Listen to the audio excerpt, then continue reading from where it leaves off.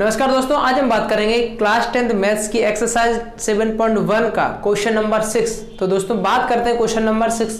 फटाफट देखते हैं क्या है क्वेश्चन।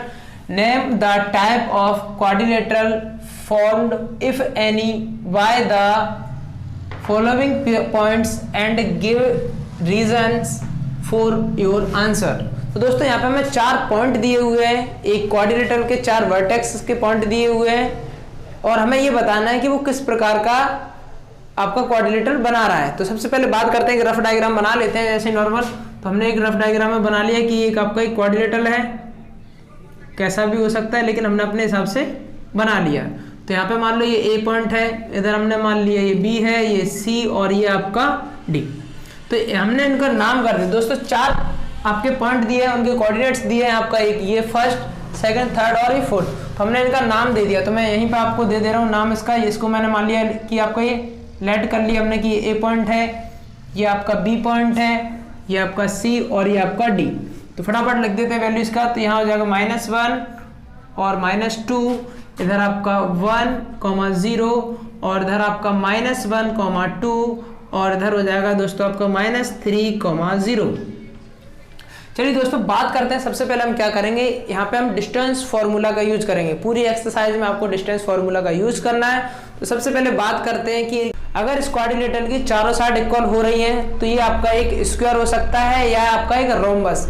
और अगर फिर हम क्या करेंगे दोस्तों, अगर ये स्क्वायर या रोम्बस है तो हमें कंफ्यूजन है कि आपका स्क्वायर है या रोम्बस है, क्योंकि स्क्वायर की भी चारों साइड इक्वल होती है और आपका रोम्बस की भी चारों साइड इक्वल होती है। फिर हम बात करेंगे इनकी जो डायगोनल्स की डिस्टेंस है वो क्या है। अगर दोनों डायगोनल्स इक्वल है तो वो आपके स्क्वायर कहलाएंगे और अगर दोनों डायगोनल इक्वल नहीं है तो वो आपके रोम्बस कहलाएंगे। तो चलिए दोस्तों सबसे पहले बात करते हैं डिस्टेंस फार्मूला की। तो डिस्टेंस फार्मूला होता है दोस्तों आपका रूट में x2 - x1 का whole square plus y2 - y1 का होल स्क्वायर।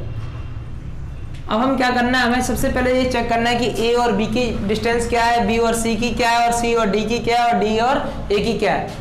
फटाफट कर लेते हैं इनकी वैल्यू। तो a और b के बीच की हमें डिस्टेंस निकाल रहे हैं, a और b की डिस्टेंस निकाल रहे हैं। तो यहाँ पे फॉर्मूला में वैल्यू रख दो। तो सबसे पहले क्या करेंगे, इसको हम x1 और y1 लेट कर लेंगे और ये हो जाएगा हमारा x2 y2। तो फटाफट करते हैं। x2 क्या है फॉर्मूला, x2 - x1 और इधर दिया y2 - y1। तो x2 कितना है आपका 1 माइनस और x1 कितना है -1, तो ये आपका प्लस का हो जाएगा प्लस। y2 कितना है दोस्तों आपका 0, y2 है हमारा 0 और माइनस और यहाँ पे y1 कितना है आपका -2, तो ये प्लस का 2 और इसका होल स्क्वायर। आगे सॉल्व करेंगे तो सॉल्व करने पर हमें मिल जाएगा 1 और 1 2 का स्क्वायर आपका 4 हो जाएगा प्लस यहाँ पे क्या बचेगा 2 बचेगा, 2 का स्क्वायर करेंगे तो 4 हो जाएगा। यहाँ पे आपका बचा रूट में 8 और रूट में 8 को आप रूट से बाहर निकाल सकते हो आसानी से। तो 2 और ये 4 हो जाएगा यहाँ पे 4 और फिर क्या करेंगे 2, फिर ये आपका 2। तो यहाँ पे दोस्तों आपका रूट में अगर 8 है तो हम इसको लिख सकते हैं 2 × 2 ठीक है दोस्तों। उम्मीद है आपको ये चीज़ें तो आती हैं। तो इसका पेयर बन गया, ये तो बाहर आ जाएगा और ये बच गया आपका रूट के अंदर। तो यानी √8 को लिख सकते हैं 2√2। आपको अगर रूट से नहीं बाहर निकालना तो भी ठीक है, अगर आपको निकालना तो आप इसको अच्छे से सॉल्व कर सकते हो। तो आगे देखते हैं दोस्तों हमने क्या किया, a और b की डिस्टेंस फाइंड कर ली कि a और b की डिस्टेंस है वो आपका 2√2 है। अब हम बात करेंगे b और c के बीच की डिस्टेंस। तो अभी हमारे ये कोऑर्डिनेट्स का नाम चेंज हो जाएगा। अगर b और c की बात कर रहे हैं दोस्तों तो ये हो जाएगा x1 y1 और ये हो जाएगा आपका x2 y2। तो यहाँ से हम बात करते हैं b और c की डिस्टेंस। b और c की डिस्टेंस के लिए दोस्तों फिर से वही फॉर्मूला x2 - x1। तो x2 है दोस्तों यहाँ पे -1 -x1 भी है आपका 1। तो फटाफट इसको रख दिया हमने और यहाँ पे प्लस y2 - y1, y2 है आपका 2 माइनस y1 कितना है आपका दोस्तों 0 और इसका होल स्क्वायर। ठीक है दोस्तों, यहाँ पे हो जाएगा -1 और -1 आपका कितना हो जाएगा -2 और -2 का स्क्वायर करोगे तो आपका +4, फिर आपका प्लस यहाँ पे बचेगा 2 में से 0 माइनस होगा तो 2 बचेगा, 2 का स्क्वायर करोगे तो दोस्तों 4 हो जाएगा और 4 का फिर से यहाँ पे क्या होगा 4 + 4 रूट में 8 और इसको ले सकते हैं 2√2। तो दोस्तों यहाँ b और c की डिस्टेंस क्या आ गई 2√2। अब हम बात करेंगे c और d के बीच की डिस्टेंस दोस्तों। c और d के बीच की तो ये हो जाएगा x1 y1 और ये हो जाएगा आपका x2 y2। आप इसको आगे पीछे भी कर सकते हो। आपको अगर ये लग रहा है कि इसको पहले लिख लें फिर इसको बाद में, तो आप आगे पीछे भी कर सकते हो। कोई जरूरत नहीं है कि x1 ये है और y1 ये, तो आप इसको भी x1 y1 ले सकते हो। ठीक है दोस्तों, तो यहाँ पे हम बात करेंगे आपका c और d के बीच की डिस्टेंस का। तो दोस्तों सी और डी के बीच में लगा दो डिस्टेंस फार्मूला। तो यहाँ पे क्या है, x1 है आपका और ये x2, तो x2 माइनस x1, फार्मूला क्या है x2 माइनस x1, तो क्या हो जाएगा आपका x2 है दोस्तों आपका माइनस का 3 माइनस और x1 दोस्तों है माइनस का 1, तो यहाँ पे प्लस का 1 हो जाएगा और इसका होल स्क्वायर हो जाएगा। फिर plus y 2 minus y 1, by 2 है दोस्तों 0, बाई 1 है आपका 2, तो बाई 2 माइनस ये आपका 0। यहाँ पे सॉल्व करें इसको फटाफट, तो माइनस के 3 में से बन गया तो माइनस का 2 करेंगे तो प्लस का 4 और इधर माइनस 2 का स्क्वायर करेंगे तो ये भी 4, तो यानी ये भी आपका रूट में 8 हो गया, तो यहाँ पे हो गया 2√2। अब हम बात करेंगे दोस्तों अगला डी, ए और डी के बीच की डिस्टेंस। तो यहाँ पे फिर से चेंज कर दो इनका नाम और इनको पुराने वालों को हटा दो थोड़ा, ठीक है दोस्तों। अब हमें क्या करना है, डी और ए के बीच की डिस्टेंस निकालना, तो ये x1 और ये आपका y1 और ये आपका x2 और आपका y2, आप आगे पीछे भी ले लो, जरूरत नहीं है इसको आप x2 बोलो, आप इसको x1 y1 भी कर सकते हो और इसको x2 y2 भी कर सकते हो।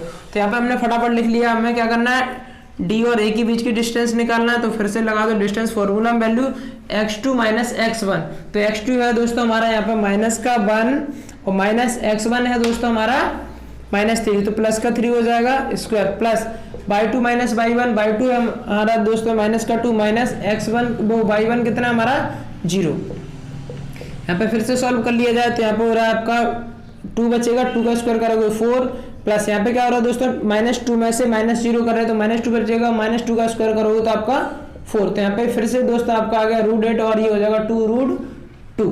तो दोस्तों यहाँ पे हमने देखा कि हमारी सभी साइडों का जो डिस्टेंस है वो इक्वल है।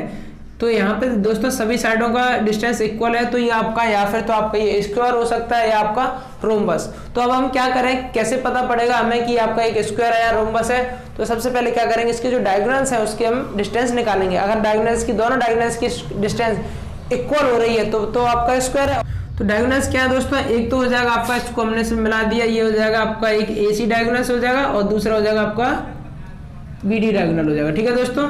तो फटाफट अब बात करते हैं अपने डायगोनल्स की डिस्टेंस पर। तो फटाफट देखो क्या हो रहा है, एक आपका डायगोनल्स की बात करते हैं। डायगोनल्स हो जाएगा आपका एक AC, तो AC की डिस्टेंस निकाल ले रहे हैं, तो AC में फिर से रख दो डिस्टेंस फार्मूला A और C। तो दोस्तों एक हो जाएगा आपका x1 और ये हो जाएगा y1 और इधर ये हो जाएगा आपका x2 और ये हो जाएगा आपका y2। तो यहाँ पे फार्मूला क्या कहता है, x2 minus x1 y2 minus y1, ठीक है। तो x2 कितना है दोस्तों आपका माइनस का 1 माइनस x1 कितना है माइनस का 1, तो ये प्लस का 1 हो जाएगा और इसका square plus y 2 minus y 1, by 2 है आपका 2 माइनस और माइनस प्लस का 2 और इसका होल स्क्वायर, ठीक है दोस्तों। तो यहाँ पे आपका चीजें क्या हो जाएगा, अब यहाँ -1 + 1 यहाँ से तो 0 हो रहा है, तो यहाँ पे आपका आ गया 0 और यहाँ पे आपका आ गया 4 का स्क्वायर करोगे तो 16 और 16 को रूट से निकालोगे तो आपका 4। तो यानी एक आपका जो AC है, AC के बीच की जो डिस्टेंस है वो कितना आ गया, 4 आ गया, ठीक है दोस्तों। अब हम बात करेंगे B और D की। दूसरा डायगोनल है आपका BD, तो इसके भी बीच की फटाफट डिस्टेंस निकाल ले रहा है। तो B और D, तो ये बोल दो आप, चाहे इसको बोल दो x1 y1 बोल दो और इसको बोल दो आप x2 y2, आप आगे पीछे कर सकते हो, कोई दिक्कत नहीं है। इनको हटा दो नहीं तो कंफ्यूजन हो जाएगा।